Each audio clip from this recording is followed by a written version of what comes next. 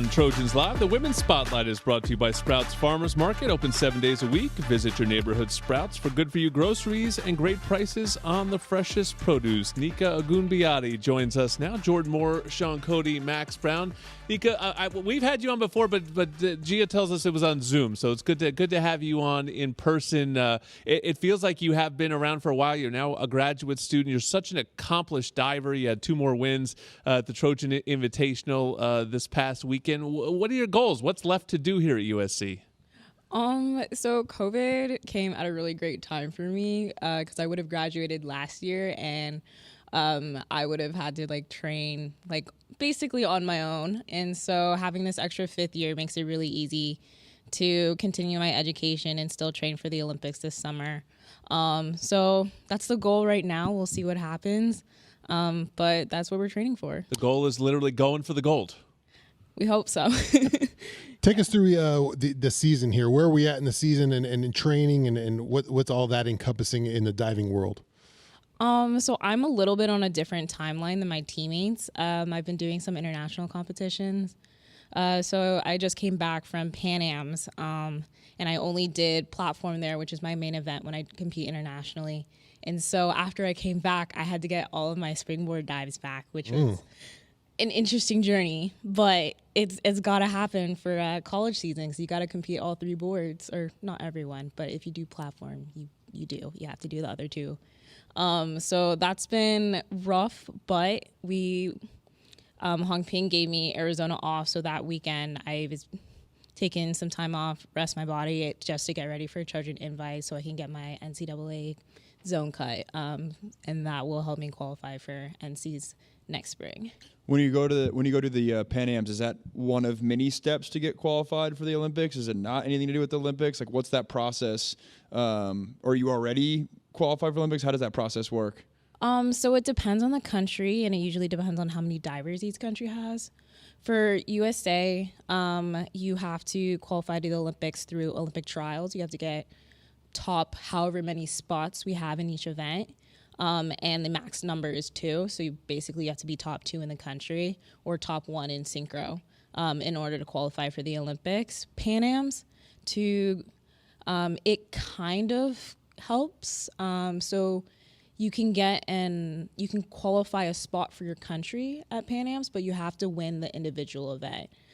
So this Pan Am's, we didn't have anyone win an individual event, so we didn't get another qualifying spot, but we already have a couple from Worlds in Japan. And so the next meet for getting more qualifying spots will be World Champs in Doha in February, I think.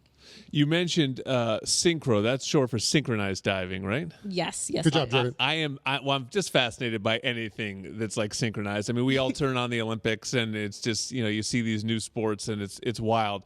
How do you do that? How do you find a partner? How do you create that discipline where you're doing the same thing as another human being at the same time, which is already a tricky thing to do?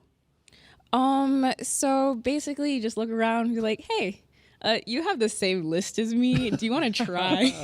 That's how a lot of synchro pairings come about. Some have been doing it for a really long time, and so they just continue doing with it. I got really lucky. The person I'm doing synchro with right now, Katrina Young, she's amazing. 2-time Olympian. She went to Rio and Japan for Tokyo. And she was looking for a new place to train, and she was looking around, and she ended up choosing Hong Ping. So I'm one of the lucky few who actually gets to train all year round with my synchro partner, which has been great. It's been fun. She has a lot more energy than I do. So it's always good to have someone who has a good balance and helps you stay focused in the competition. She brings the energy up. I bring it back down so you don't get a little too crazy. It works out. All right, take us through right now your toughest dive that you're doing, and then walk us through all that it entails, the motion in the air. So the hardest dive in my list would be a back 3.5.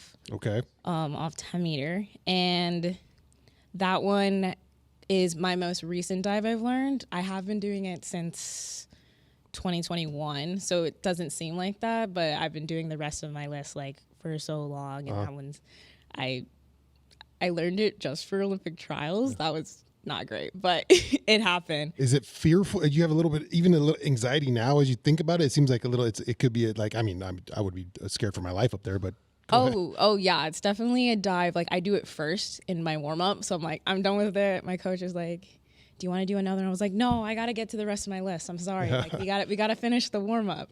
But 207 is just, it's a little bit more difficult because you're standing on 10 meters above the water and you can't see it. You're facing backwards, and then you have a blind entry. Don't like this. I don't like this. So, how many things are you? Where are you spinning? 3.5, right? 3.5. 3.5 rotations, and you start with back means you start facing away from the pool. Away from the pool. Yeah, hard pass. Coming in, and you're coming in. Yeah, so I basically, I have to, when I'm doing my rotations, I have to see something like in front of me on the tower to basically guess when to kick out and land in the water straight. What the heck?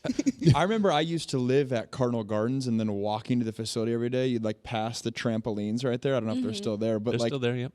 is the trampoline like where that all starts in terms of like when you first learn that, or do you not even touch the trampolines to learn that? I guess when does that come into play?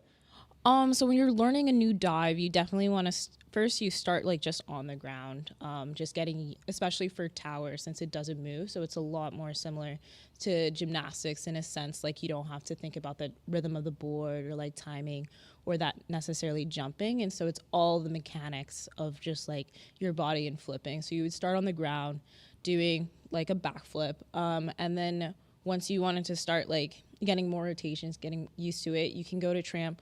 Some people can just do doubles on tramp. I'm like actually terrified of landing on trampoline, so I don't do that. Oh, you'd rather have the water. You'd rather the water, the real thing. I'd rather do the water.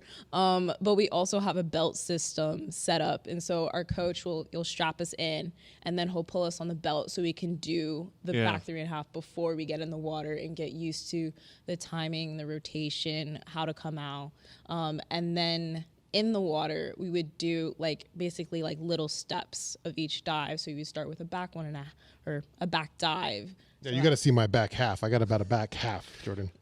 All right, Nico. Well, we wish you luck on all that. Better you than us. Good luck the rest of the way. We can't wait to watch you pursue your Olympic dreams. Want the inside scoop on this game and all things Trojans? Be sure to sign up for the 3 Torches presented by Smart and Final. It's a free newsletter that'll hit your email inbox 3 times a week with game info, player insights, and more. Go to usctrojans.com/3torches and sign up. Back to wrap up Trojans Live next.